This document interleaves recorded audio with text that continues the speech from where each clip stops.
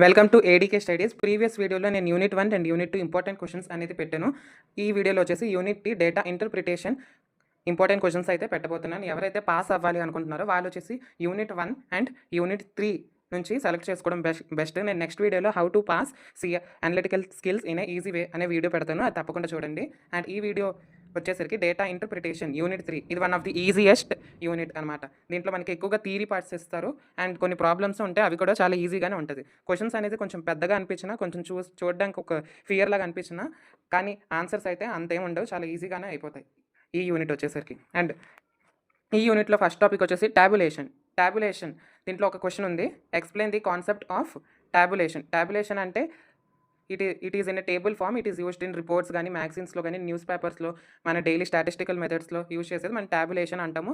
దాన్నే క్వశ్చన్ పేరు మార్చొచ్చు, టేబుల్ గ్రాఫ్ అని కూడా ఇవ్వచ్చు. And kinds of table graphs include geographical tables, అంటే కొన్ని ఏరియాస్ని, సిటీస్ని, జోన్స్ నుంచి టేబుల్స్ని కలెక్ట్ చేసుకోవడం. అండ్ సెకండ్ వన్ వచ్చేసి క్రోనోలాజికల్ టేబుల్స్, థర్డ్ వన్ వచ్చేసి క్వాలిటేటివ్ టేబుల్స్, అండ్ ఫోర్త్ వచ్చేసి మిస్లేనియస్ టేబుల్స్, అంటే ఎక్స్పెండిచర్ అయినా, హైట్స్ అండ్ వెయిట్స్, ఇన్కమ్ అయినా, ఇలాంటివి 4 సైడ్ హెడ్డింగ్స్ అయితే రాయాలి. అండ్ ట్యాబులేషన్లో మనం కంపల్సరీగా డయాగ్రామ్ అనేది గీయాలి, అప్పుడే పేజెస్ అన్ని ఫిల్ అవుతేనే మీకు మార్క్స్ అనేది వేస్తారు, full marks. And next topic వచ్చేసరికి bar graphs.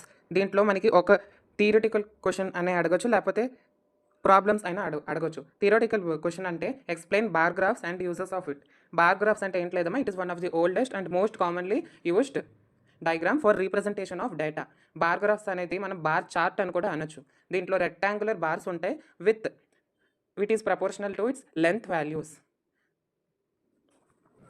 Bar graph uses అంటే ఏంటి రాస్తారంటే, bar graph is used for plotting discrete అంటే discontinuous, which has values and which is not continuous. ఆ వాల్యూస్ అనేది కంటిన్యూస్గా ఉంటుంది, మధ్యలో బ్రేక్ అయిపోతుంది, దాన్ని డిస్క్రీట్ అంటాము. అండ్ ఇంకో యూజెస్ ఏంటంటే, it is used in real world అని ఏదో ఒకటి రాసి ఒక 3-4 పాయింట్స్ రాయాలి. అండ్ బార్ గ్రాఫ్స్లో కూడా మనం డయాగ్రామ్ గీయాలి, ఆ డయాగ్రామ్కి ఎక్స్ అండ్ వై యాక్సిస్ కూడా రాయాలి. అండ్ మీకు ఇంకా కొంచెం ఎలాబరేట్ చేసి రాయాలంటే పార్ట్స్ ఆఫ్ బార్ చార్ట్ అనేది గీయచ్చు. పార్ట్స్ ఆఫ్ బార్ చార్ట్ అంటే గ్రాఫ్ టైటిల్ కానీ, యాక్సెస్ విత్ లేబుల్స్ అయినా, group data axis or frequency data axis or bars, ఇవన్నీ parts of bar chart. And types of bar graph అంటే vertical bar graph ఉంటుంది, horizontal bar graph ఉంటుంది, deviation bar graph ఉంటుంది. And grouped bar graphs అంటే 2-3 rectangular bars కలిపి ఉన్నది, లేకపోతే composite bar graphs. ఇవన్నిటికీ ఒక చిన్న ఎగ్జాంపుల్ అయినా ఒక డయాగ్రామ్ అనేది గీయాలి, with x axis and y axis అయితే కంపల్సరీగా ఉండాలి. అండ్ సెకండ్ ప్రాబ్లం, దీని నుంచి ఒక మోడల్ తీసి మీకు పిక్ చేసి పెట్టాను. Number of electric lamps in 1000 sold by a company from year 2006 to 2011. ఇది లాస్ట్ ఇయర్ ఆంధ్ర యూనివర్సిటీ వాళ్ళకి ఇచ్చారు. ఈ గ్రాఫ్ చూసుకుంటే అండ్ కింద ఇచ్చిన క్వశ్చన్స్కి percentage increase in sales of electric lamps from 2010 to 11, some of sales of electric lamps in years 2008 and 10 is equal to that in find 2 years between the rate of change of sales of electric lamps in minimum. ఇలాగనేది ఈ questions అనేది frame అవుద్ది. ఇవన్నీ చూడడానికి కొంచెం పెద్దగా ఉన్న ఈజీయే bar graph అనేది. And next topic వచ్చేసి పై చార్ట్స్. దీన్ని మనం సర్కిల్ గ్రాఫ్ అని కూడా క్వశ్చన్ ఫ్రేమ్ అవ్వచ్చు. దీంట్లో కూడా ఒక థియరీ క్వశ్చన్ ఇవ్వచ్చు, లేకపోతే ఒక ప్రాబ్లం అయినా ఇవ్వచ్చు. ఈ రెండు కూడా చాలా ఈజీయే. Explain pie chart, circle graph concept. Pie chart అంటే బార్ గ్రాఫ్ని రెక్టాంగులర్ బార్స్గా మనం రీప్రజెంట్ చేస్తే డేటాని, ఇక్కడ సర్కులర్గా మనం డేటాని రీప్రజెంట్ చేస్తాం. ఆ రీప్రజెంట్ అనేది it is used to represent financial information are some companies expenditure అని కూడా అనొచ్చు. ఈ సర్కిల్ అనేది it is equals to 360 degrees అని ఉండొచ్చు. అండ్ యాంగిల్ ఆఫ్ సెక్టర్ ఉంది కదా, ఆ యాంగిల్ ఆఫ్ సెక్టర్కి మీకు స్పెషల్గా రాయాలి, అప్పుడే ఫుల్ మార్క్స్ అనేది పడతాయి. యాంగిల్ ఆఫ్ సెక్టర్ ఫార్ములే రాయాలి. యాంగిల్ ఆఫ్ సెక్టర్ ఫార్ములా ఏంటి, value of sector by total value into 360 degrees. అవి రాస్తేనే మార్క్స్ అనేది పడతాయి. అండ్ మీకు ఇంకా ఓపిక ఉంటే about pi charts and angle of sector, percent of sector అంటే ఏంటి లేదమ్మా, percent of sector by 100 into total value. చాలా ఈజీ. అండ్ డిఫరెంట్ కైండ్స్ అయినా అడగచ్చు, టైప్స్ అయినా అడగచ్చు. ఇవి మీ టెక్స్ట్ బుక్లో కొన్ని దొరకవని నేను ఇక్కడ రాసాను. It is based on percentage values, based on degree values, based on actual values, based on more than 1 pie chart. ఈ 4 అనేది డిఫరెంట్ టైప్స్ ఆఫ్ ఇట్. ఇవనేది కొంచెం మీరు థియరీ చూసుకొని ఎగ్జామ్లో అనేది రాయాల్సింది వస్తుంది. అండ్ ఈ సెకండ్ క్వశ్చన్ వచ్చేసి పై చార్ట్కి ఒక మోడల్, ఒక ప్రాబ్లం మోడల్. ఇది అనేది most repeated question in all universities. A universities కాదు, అన్ని యూనివర్సిటీస్కి ఈ క్వశ్చనే ఇలాగ ఫ్రేమ్ అప్ చేసి ఈ సేమ్ వాల్యూస్ పెట్టి అడుగుతున్నారు. అందుకని ఈ క్వశ్చన్ అనేది మీరు చూసుకొని వెళ్తారు కంపల్సరీగా. ఇక్కడ చూసుకోండి, ఇక్కడ కూడా అక్కడ డేటా ఏమంచి సర్కులర్గా ఇచ్చారు. అండ్ ఒక్కొక్కటి 15%, 20% ఇచ్చారు కదా, దాన్ని ఆ సర్క్యులర్ గ్రాఫ్ని మనం చూసుకొని పై చార్ట్ని చూసుకొని ఈ 3 సబ్ క్వశ్చన్స్కి మనం ఆన్సర్ చేయాలి. ఈ 3 సబ్ క్వశ్చన్స్ ఆన్సర్ అనేది మినిమం 2 to 2.5 పేజెస్ రావాలి. ఎలాగో ఒక సమ్ అనేది ఒక పేజ్లో అయిపోయినా మీరు 2 to 2.5 పేజ్ రాసినా అక్కడ మార్క్స్ అనేది మీకు వేస్తారు. అండ్ నెక్స్ట్ టాపిక్ వచ్చేసి లైన్ గ్రాఫ్. ఇది కూడా ఒక థియరీ క్వశ్చన్ అయినా అడగొచ్చు, లేకపోతే ఒక ప్రాబ్లమ్ సాల్వింగ్ అయినా అడగొచ్చు.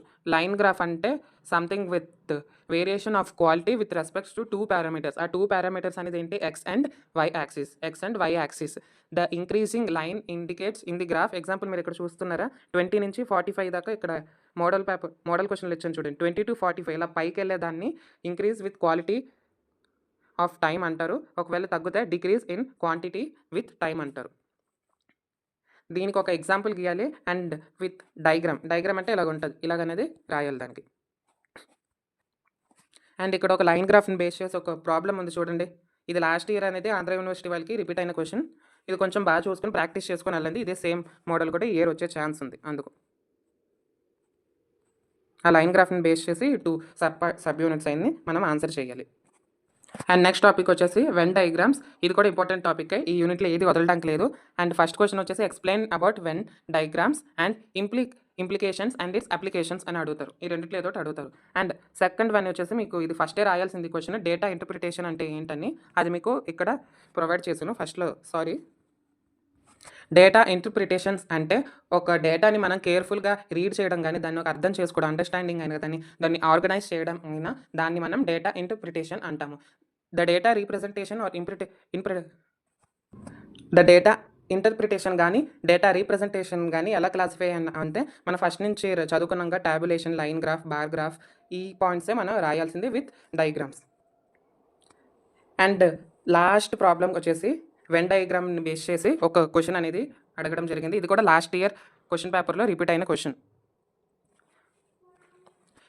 In the given Venn diagram below the circle representation. Circle అనేది ఎంప్లాయీస్ని రీప్రజెంట్ చేస్తుంది, స్క్వేర్ అనేది మ్యారీడ్ పర్సన్స్ని, ట్రయాంగిల్ అనేది మెన్ని, రెక్టాంగులర్ ఏమంచి ఎడ్యుకేటెడ్ పర్సన్స్ని రీప్రజెంట్ చేస్తుంది. Each section is numbered and study the given diagram and answer the following. ఈ diagram అనేది బాగా చూసుకొని ఏది దేంతో ఇంటర్లింక్ అయిందని చూసుకొని మీరు ఇక్కడ ఇచ్చిన క్వశ్చన్స్కి అయితే ఆన్సర్ అనేది చేయాల్సింది వస్తుంది. అండ్ దీంతో నేను పెట్టిన last unit 1, unit 2 and unit 3 ఈ 3 యూనిట్స్లో జస్ట్ మాకు పాస్ అవ్వడమే కావాలంటే మీకు యూనిట్ 1, యూనిట్ 2 చూసుకోండి. అండ్ మీకు పాస్ కన్నా ఒక 45 అబోవ్ అలా రావాలంటే మీరు యూనిట్ 2 కూడా చూసుకోవాల్సింది వస్తుంది. క్వశ్చన్ పేపర్ అనేది ఎలా సెట్ అవుద్దంటే, ఈ మధ్యన క్వశ్చన్ పేపర్ అనేది థియరీ పార్ట్ కొంచెం తగ్గించుకొని ప్రాబ్లమ్ సాల్వింగ్ అనేది ఎక్కువ ఇస్తున్నారు. లాస్ట్ టైం కూడా ఆంధ్ర యూనివర్సిటీ అండ్ ఆదికవి నన్నయ్య యూనివర్సిటీకి ఎక్కువగా ప్రాబ్లమ్స్ అనేది ఇవ్వడం, ఎక్కువగా కాదు మొత్తం ప్రాబ్లమ్సే ఇచ్చారు. థియరీ ప్రిపేర్ అయ్యేళ్తే అక్కడ చాలామంది స్టూడెంట్స్ ఇబ్బంది పడడం జరిగింది. అందుకని మీరు థియరీ చదువుకోవాలి ప్లస్ ప్రాబ్లమ్స్ చదువుకోవాలి. అలాగే ప్రాబ్లమ్స్ని ఒకటి చేసుకుని థియరీ చదువుకుంటూ వదిలేస్తామంటే పేపర్ ఎలాగైనా ట్విస్ట్ చేసి అడుగుతారు. అందుకని మీరు అన్నీ ప్రిపేర్ అవ్వడమే బెస్ట్. అండ్ నెక్స్ట్ వీడియో అనేది అనలిటికల్ స్కిల్స్ మీద ఎలా ఈజీగా మాకు అన్ని మార్కులు వద్దు, ఒక 20-25 జస్ట్ పాస్ అవుతే చాలు అనే వాళ్ళకి నెక్స్ట్ వీడియో అనేది నేను చేస్తాను. ఇంకా మీ ఎగ్జామ్కి అయితే బాగా ప్రిపేర్ అవ్వండి, ఎక్కువ టెన్షన్ పడొద్దు. మినిమం ఒక ఫార్ములా దానికి రిలేటెడ్ అయినా ఒక మార్క్ అనేది పడుతుంది విత్ డయాగ్రామ్స్ అండ్ పేజెస్ అయితే ఫిల్ చేయాలి. So all the best. And నా ఛానల్ని వచ్చేసి సబ్స్క్రైబ్ చేసుకోండి అండ్ మీ తెలియని ఫ్రెండ్స్కి కూడా షేర్ చేయండి. ఎందుకంటే నా ఛానల్ న్యూ ఛానల్ కాబట్టి షేర్ చేస్తే ఇంకా చాలా మందికి ఎక్కువ వెళ్తుంది అండ్ మీకు అప్కమింగ్ ఎగ్జామ్స్కి కూడా నేను ప్రిపేర్ చేపిస్తాను. Thank you.